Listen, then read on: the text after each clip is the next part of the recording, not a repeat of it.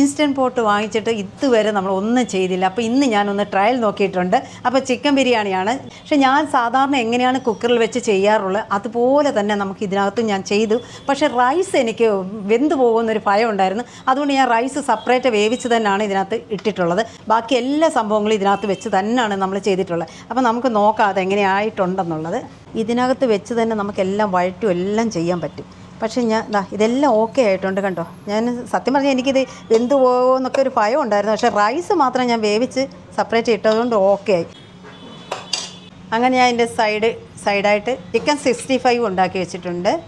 പിന്നെ വന്നിട്ട് chicken fry ഇത്രയും കൂടി റെഡിയാക്കിയിട്ടുണ്ട്. നമ്മൾ പുതിയ ഓരോ മോഡൽ വാങ്ങുമ്പോഴും നമുക്കെല്ലാം ഭയം ഉണ്ടായിരിക്കും ഇതെങ്ങനെയാണ് പ്രവർത്തിക്കുന്നത്. അങ്ങനെ ഞാൻ ട്രൈ ചെയ്തതാണ്. ഇത് സക്സസ് ആയിട്ടുണ്ട്. ഇതിൻ്റെ ടൈമിങ്ങും മറ്റു കാര്യങ്ങളെല്ലാം ഞാൻ വരുന്നൊരു വീഡിയോയിൽ നിങ്ങൾക്ക് കാണിച്ചു തരുന്നതാണ്.